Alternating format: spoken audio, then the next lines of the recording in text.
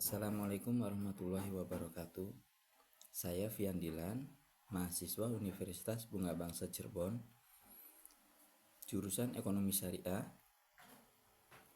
ingin mempresentasikan mata kuliah Ulumul Hadis yang diampu oleh Bapak dosen Haji Mabrur, MSI. Kaidah kesesuaian hadis ini dibagi menjadi dua, yaitu kritik sanad dan kritik hadis. Kritik hadis adalah proses penelitian dan mengevaluasi mata rantai riwayat sanad dari sebuah hadis untuk menentukan keabsahan dan keotentikannya. Tujuannya adalah memastikan bahwa hadis tersebut benar-benar berasal dari Nabi Muhammad SAW dan tidak tercampur dengan kesalahan, pemalsuan, atau distorsi. Adapun langkah-langkah dalam mengkritik sanad hadis diantaranya itu: 1. Identifikasi sanad. Terus evaluasi kualitas periwayat, ketersambungan sanad, kesesuaian dengan kriteria hadis sahih, serta perbandingan dengan hadis lain, mustaba'ah dan syahid. Metode ulama dalam kritik sanad, salah satunya adalah metode Imam Bukhari dan Imam Muslim. Di sini ada beberapa prinsip utama dalam metode mereka, yaitu meliputi ketersambungan sanad hadis, itishal sanad, kepribadian perawi adalah ketelitian dan daya hafal, bebas dari kesengajaan, maksudnya bebas dari kejanggalan, bebas dari cacat tersembunyi. Contoh metode ulama hadis lain, yaitu contoh Imam Ahmad bin Hanbal. Beberapa perbedaan metode yang digunakan oleh ulama hadis lain adalah sebagai Imam Ahmad bin Hanbal, yaitu Imam Ahmad lebih fleksibel dalam menerima hadis dengan sanad yang sedikit, lebih lemah tetapi masih memiliki keabsahan yang cukup tinggi,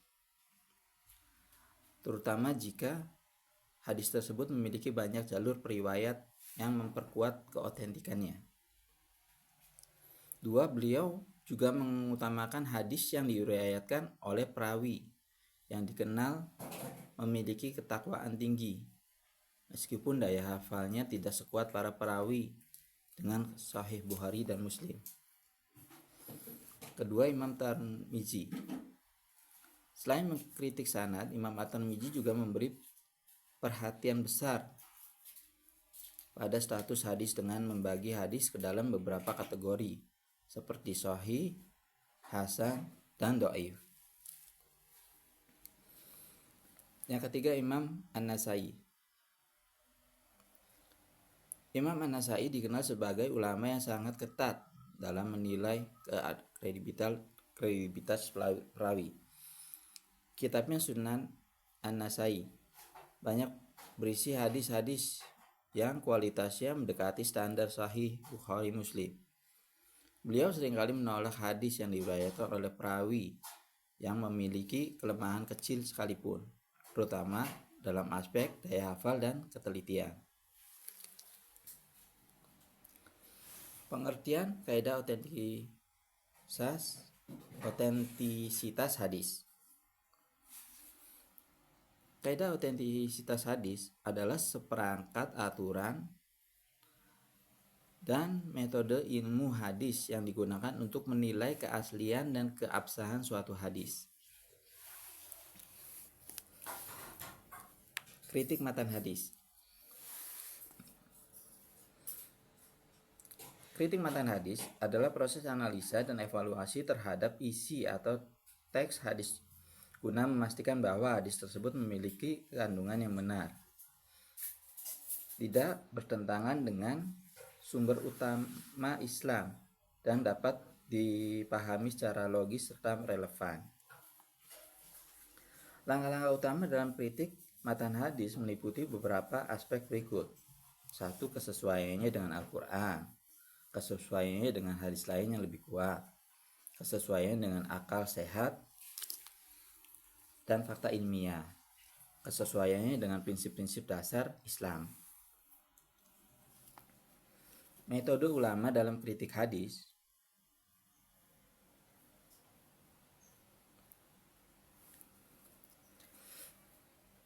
Kaidah otentisitas hadis adalah seperangkat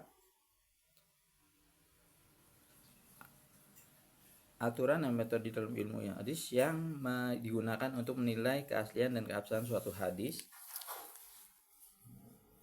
Contohnya adalah metode Imam Al-Bukhari dan Imam Muslim.